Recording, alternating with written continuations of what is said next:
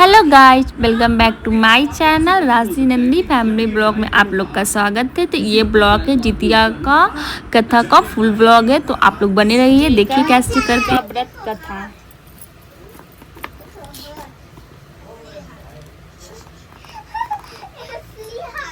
राशि हल्ला नहीं करना है। कल्याणनाथ सूतक जी से पूछा, हे सूत्र कलिकाल में लोगों के बालक किस तरह दीर्घ आयु होंगे, सो कहिए। सूत जी ने बोले, जब द्वापर का अंत और कलयुग का आरंभ था, उसी समय बहुत सी शोककुल स्त्रियों ने आपस में सलाह की कि क्या इस कलयुग में माता की जीवित रहते पुत्र मर जाएंगे। जब वे आपस में कुछ निर्णय नहीं कर सकी, तब गौतम जी के पास पूछने के लिए गए। जब उनके पास पहुंचे तो उस समय गौतम जी आनंद के साथ बैठे थे। उनके सामने जाकर उन्होंने मस्तक झुकाकर प्रणाम किया। तदनंतर स्त्रियों ने पूछा, हे प्रभु, इस कलयुग में लोग के पुत्र किस तरह जीवित रहेंगे? इसके लिए कोई व्रत या तप हो तो कृपया करके बताइए। इस तरह उनकी बात सुनकर गौतम जी बोले, आपस में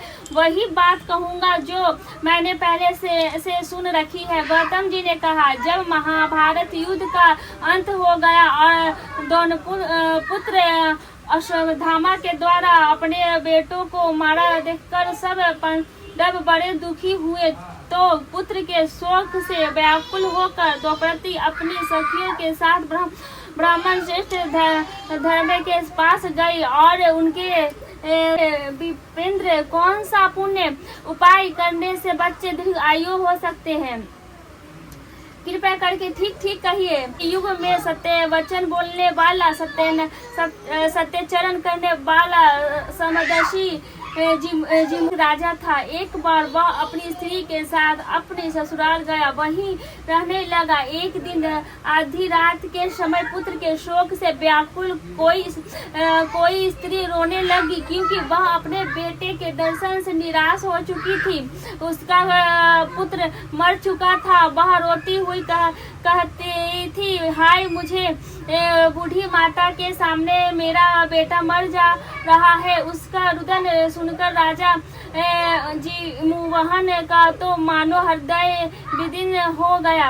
वह तत्काल उस स्त्री के पास गया और उसने पूछा, तुम्हारा बेटा कैसे मर रहा है? बूढ़ी ने कहा, जरूर प्रतिदिन आकर गांव के लड़कों को खा जाता।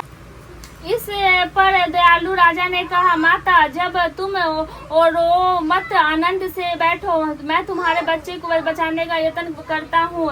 ऐसा कहकर राजा उस स्थान पर गया जहाँ गरुड़ आकर प्रतिदिन मांस खाया करता था। उसी समय गरुड़ भी उस पर टूट पड़ा और मांस खाने लगा। जब खा लिया तो झपट कर राजा ने अपना दाहिने अंग फेर कर गरुड़ के सामने रख दिया। यह देखकर गरुड़ जी ने कहा, तुम कौन देवता हो? कौन हो तुम? मनुष्य तो नहीं जान पड़े। अच्छा, अपना जन्म और कुल बताओ। पीड़ा से व्याकुल मन वाले राजा ने कहा, हे पक्षीराज, इस तरह के प्रश्न करता व्यर्थ है। तुम अपनी इच्छा भर मेरा मांस खाओ। यह सुनकर गरुड़ रुक गया और बड़े आदर से राजा के जन्म और कुल की बात पूछने लगे।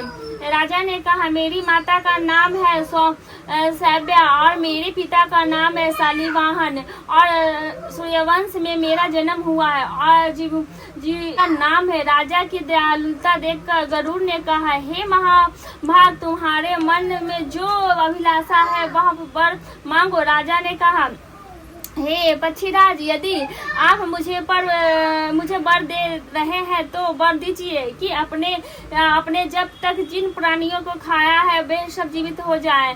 हे स्वामी, से आप यह बालकों को न खाएं और कोई ऐसा उपाय करें जहाँ जो उत्पन्न है वो लोग वही दिनों तक जीवित रहे। धैर्य ने कहा कि पक्षीराज गरुड़ राजा ने वरदान देकर स्वयं अमृत के लिए नागलोक चले गए।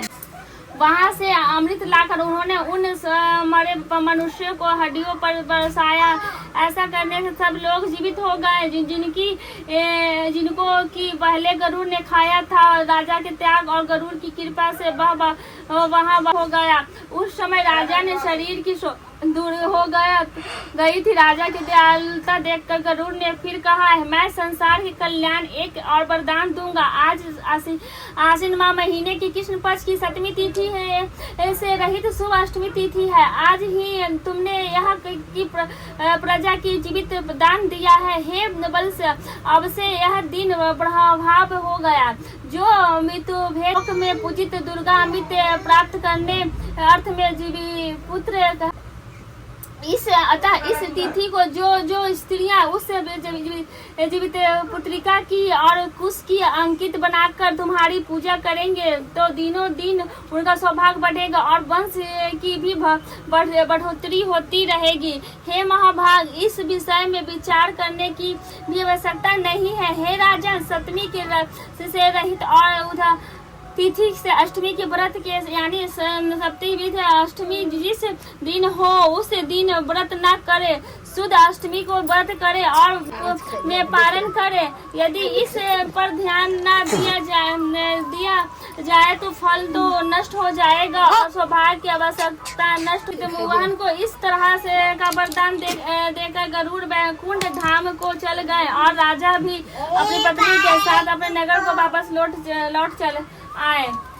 वे दोनों बहन सभी शुभ लक्षणों में युक्त काशीराज के और छोटी लड़की उसके मंत्री के साथ पथ अग्नि के सामने विधि पूर्वक बैठ गई। जन्म के फल से वह मृत जिस किसी भी संतान को उत्पन्न करती वह मर जाती थी। पूर्वजन्म की बातों का स्मरण करने वाली मंत्री की पत्नी ने अष्टयशस्वी 8 बेटे उत्पन्न किए और सभी जीवित रह गए। अपने बहन के पुत्रों को जीवित देखकर इस वर्ष राजपत्नी ने अपनी स्वामी से कहा कि यदि तुम मुझे जीवित रखना चाहते हो तो इस मंत्री के सभी पुत्रों को उसी जगह भेज दो जहां मेरे बेटे गए हैं, अतः उन्हें मार डालो। यह सुनकर राजा ने उस मंत्री के पुत्रों को मारने के लिए कई प्रकार के उद्योग किए, पर मंत्री अपनी पत्नी के जीवित के पुण्य बल को बचा लिया। एक दिन राजा ने अपने आदमियों से उन पुत्रों को सिर कटवाकर पिटारी में रखवाया और वहां पिटारी उनकी माता मंत्री पत्नी के पास भेज दिया, किंतु वे सिर कीमती हरास हो गए और भले चंगे में ओठो लड़के अपनी माता के पास वापस चले गए। उनको जीवित देखकर राजपत्नी को बड़ा श्रम हुआ। अंत में वह मंत्री की पत्नी के पास आई और से पूछा, बहन तुमने कौन सा पुण्य किया है जिससे बार बार मारे जाने पर भी तुम्हारे बेटे नहीं मरते हैं?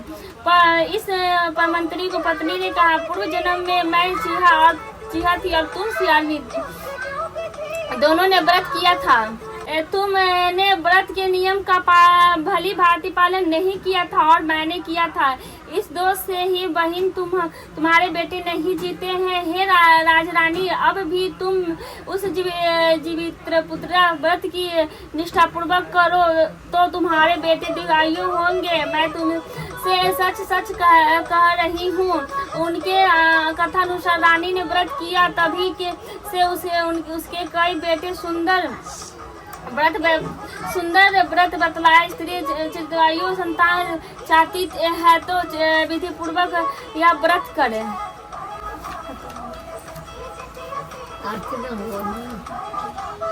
ओम जय जगदीश हरे स्वामी जय जगदीश हरे, भक्त जनों के संकट दास जनों के संकट क्षण में दूर करे।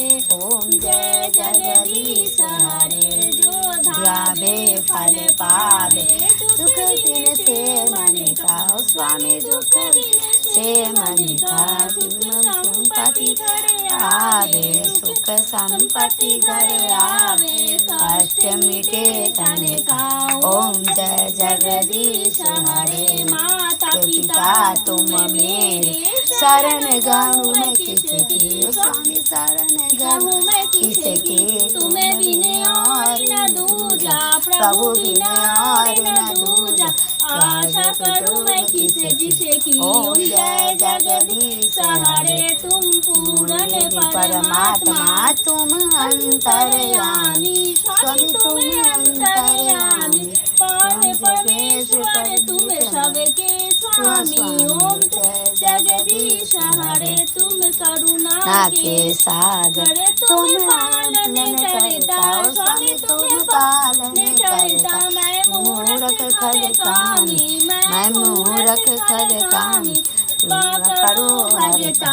ओम जय जगदीश हरे, तुम हो एक अगोचर, सबके प्राणपति, स्वामी सबके प्राणपति। जिस रिधि मिलू दयाल, जिस रिधि दयाल, दयानिधि भक्तन दिन बंधु दुख हरता, तुम रक्षक मेरे। जय जगदीश हरे, अपने हाथ उठाओ, द्वार खरम तेरे, स्वामी द्वार खरम तेरे। विषय विकार मिटाओ, विषय विकार मिटाओ, पाप हरो देवा। ओम जगदीश हरे, श्रद्धा भक्ति बढ़ाओ, संतन की सेवा, संतन की सेवा। ओम जय जगदीश हरे, स्वामी जय जगदीश हरे। अगर मेरी वीडियो पसंद आए तो प्लीज़ लाइक शेयर सब्सक्राइब करना ना भूलें। मिलती हूँ नेक्स्ट व्लॉग में, तब तक के लिए बाय बाय, टेक केयर।